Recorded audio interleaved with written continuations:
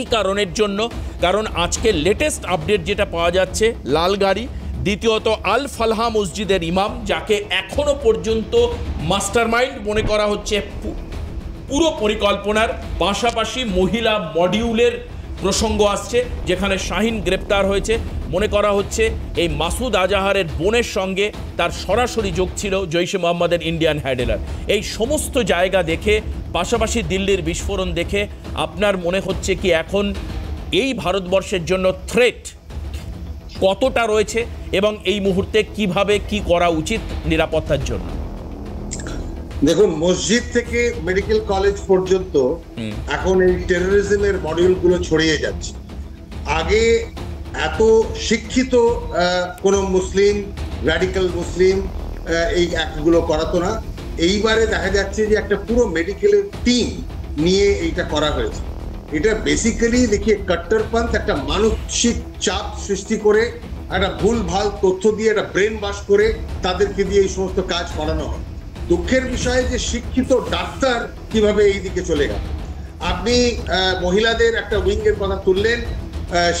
সিঁদুরের অপারেশনের পরে জৈশে মোহাম্মদের কোমর যখন পাকিস্তানে ভেঙে যায়, তখন আজার মাহমুদের বড় বোন এবং তার দুই ভাইরা ভাই মানে ভগ্নিপতিরা মারা যায়, এবং বড় বোন ওখানে একটা মেয়েদের মডিউল শুরু করেন, এবং খুব সম্ভবত এই শাহিন, ডক্টর শাহিন ওনার কাছে থাকতে পারে। সেটা নিয়ে এখনো কোনো পোক্তা খবর আমাদের কাছে আসেনি। তবে দু তিনটে বড় বড় জিনিস আমি আপনাদের বলে দিই। 9/11 হয়েছিল বহু বছর আগে, তারপরে কি 10/11, মাঝখানে 26/11 হয়েছে। এটা একটা বড় প্ল্যান ছিল। এখানে একটা তুর্কি কানেকশন আছে। তুর্কি কানেকশনের দিকে আমাদের ইঙ্গিত এই জন্য যাচ্ছে যে হুরিয়াতের যিনি চিফ ছিলেন গিলানি, এখন মারা গেছেন কাশ্মীরে।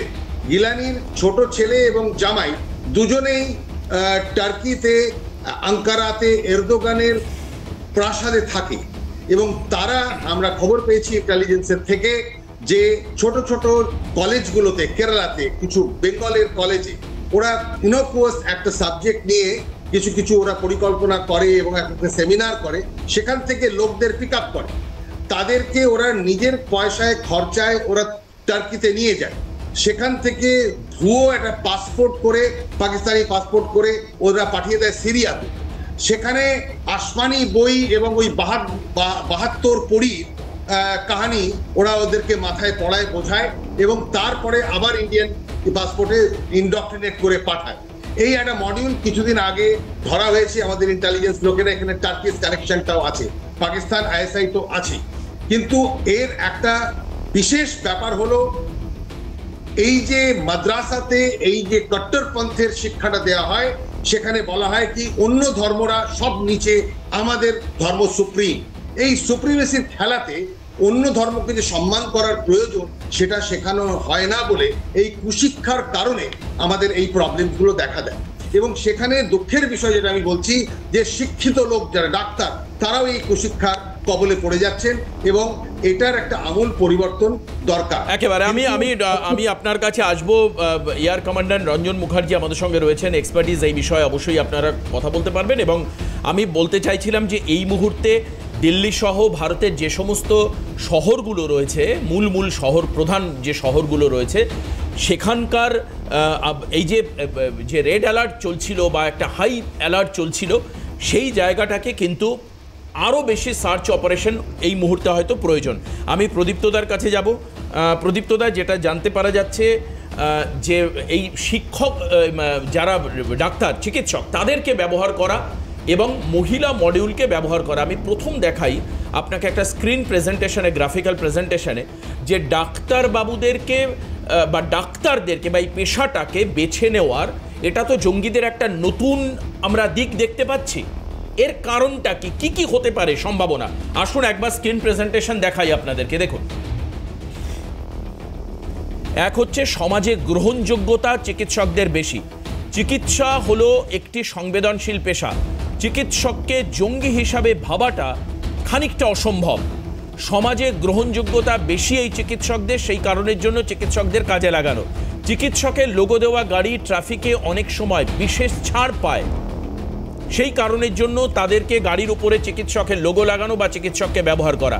চিকিৎসক সরাসরি জঙ্গি এমন ইতিহাস খুব একটা নেই, সে কারণের জন্য ব্যবহার করা। বিভিন্ন রাসায়নিক বিক্রিয়া সম্পর্কে অবগত থাকেন চিকিৎসকরা, সেই কারণের জন্য এই ব্রেন ব্যবহার করা হতে পারে। চিকিৎসকদেরকে কাজে লাগিয়ে এইভাবে ব্যবহার করা। আমি পাশাপাশি মহিলা মডিউল, অর্থাৎ যে মহিলা মডিউলের কথা আসছে প্রদীপ্তদা, সেটা হচ্ছে জৈশের একটা মহিলা মডিউল যার নাম হচ্ছে হরকত উল মমিনাত। এই হরকত উল মমিনাত মহিলাদেরকে কেন ব্যবহার করা হচ্ছে আসুন দেখাই। মহিলাদের জঙ্গি হওয়া খানিকটা অস্বাভাবিক, অর্থাৎ আপাতভাবে মনে হতে পারে, যদিও তানিয়া পারভিনের এর তথ্য আগে রয়েছে। ভারতে মহিলারা এখনও বেশ কিছু ক্ষেত্রে বিশেষ সুবিধা বা ছাড় পান, সেই কারণের জন্য মহিলাদেরকে টার্গেট করা এবং জঙ্গি বানানোর প্রক্রিয়া। সমাজে দ্রুত গ্রহণযোগ্যতা রয়েছে, সেই কারণের জন্য স্বাভাবিকভাবে মহিলারা গোয়েন্দাদের নজরে কম পরিলক্ষিত হন, সেটা একটা কারণ হতে পারে। এগুলো সমস্ত সম্ভাব্য কারণ। নিরাপত্তা বেষ্টনী এড়িয়ে এর আগে ভারতের প্রাক্তন প্রধানমন্ত্রী রাজীব হত্যায় প্রত্যক্ষভাবে মহিলাদের যোগ ছিল, অর্থাৎ সেটাও এদের কাছে একটা ইন্সপিরেশন হতে পারে। সংগঠন বা দল তৈরি করে ছোট ছোটোভাবে কাজ করা, বিভিন্ন জায়গায় এদের ছোট ছোট স্মল মডিউল তৈরি করা, এই ক্ষেত্রেও মহিলারা সক্ষম, সেই কারণের জন্য মহিলাদেরকে কাজে লাগানো। আমি প্রদীপ্তদার কাছে আসব। এই মুহূর্তে কলকাতাও বেশ কিছু জায়গায় হাই অ্যালার্ট জারি হয়েছিল, আমি জানি না সেটা নর্মাল হয়ে গিয়েছে কিনা, কিন্তু এখন এই মুহূর্তে এই যে জঙ্গিবাদ বা জঙ্গি অ্যাক্টিভিটিস, বিস্ফোরণ, গাড়ি উদ্ধার, ইমাম গ্রেপ্তার, এই সমস্ত কিছু নিয়ে আপনাদের অবস্থান কি? এই কারণের জন্য প্রদীপ্তদা জিজ্ঞেস করছি, এই বাংলাদেশের সীমানাবর্তী এলাকা পশ্চিমবঙ্গ হওয়ার জন্য এখানে যথেচ্ছাচারে কিন্তু জঙ্গি অ্যাক্টিভিটিস, পুরনো ইতিহাস যদি আপনি দেখেন, জঙ্গিরা কিন্তু বাংলাদেশের নিরাপদভাবে দেশে তারা বাংলাদেশ সীমানা পেরিয়ে ঢোকে, এই রাজ্যে ঢোকে না। যথেচ্ছাচার কিনা আমি জানি না, কারণ যথেচ্ছাচার হলে আমাদের এনআইএ থেকে শুরু করে আমাদের বর্ডার সিকিউরিটি ফোর্স, পুলিশ, আমাদের পুলিশ সকলের ব্যর্থতা এভাবে যথেচ্ছাচারের সঙ্গে সমতুল্য হয় কিনা আমার জানা নেই। আমার জানা নেই যে আমেরিকার হাউসে যে আমাদের কলকাতায় আক্রমণ হলো, তারপরে ওরকম জঙ্গি মডিউল এখানে কতটা কাজ করেছে সেটাও আমার জানা নেই। আমার যেটা জানা আছে যে পশ্চিমবঙ্গে কথা যখন তুমি শেষ দিয়ে বললে, পশ্চিমবঙ্গে যখন কোনো ঘটনাক্রম হয় তখন পশ্চিমবঙ্গের অধিকাংশ মিডিয়ার যে প্রাথমিক প্রশ্ন থাকে যে সরকার কি করছে, পুলিশ কি করছে, সরকার পুলিশের ভূমিকা কি, সরকার এখানে চূড়ান্ত ব্যর্থ। আর আজকে যখন এই ধরনের একটা বড় ঘটনা আমাদের দেশের হৃদয়ে হলো, অর্থাৎ দিল্লিতে হলো, সেখানে আমরা প্রশ্ন করছি জঙ্গি মডিউল কিভাবে হবে, কিভাবে জঙ্গি মডিউলে এরা শিক্ষিতরা আসছে। অর্থাৎ এই যে দেখার যে পার্থক্যটা, half glass full half glass empty, এই রোলটাই কিন্তু একটা প্রশ্ন থেকে যায়। আমাদের প্রধানমন্ত্রী বারংবার 2012 সাল, 13 সাল, 14 সালে শিখিয়ে দিয়েছেন, 7 সালের পর থেকে মূলত, যে প্রশ্ন করা ভারতের অধিকার, প্রশ্ন করা ভারতীয়দের অধিকার। আমি আশা করব আমার প্রশ্নের পরে আমাকে দেশদ্রোহী কেউ বলবে না।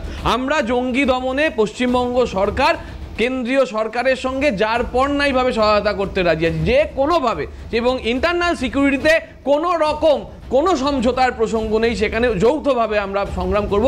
আমরা ভারতবাসী, আমরা গর্বিত ভারতবাসী, এটা যেন বলতে পারি। কিন্তু তার মধ্যে থেকে আমরা এটাও দেখেছি, যখন অপারেশন সিন্দুর হলো, আমরা নানান প্রশ্ন করার পরেও আমাদের নেতা অভিষেক বন্দ্যোপাধ্যায় অপারেশন সিন্দুরে দেশের সব থেকে বেস্ট পারফর্মার হয়েছিল, যখন বিশ্বব্যাপী আমাদের দেশের পার্লামেন্টারিয়ানরা ঘুরছিলেন।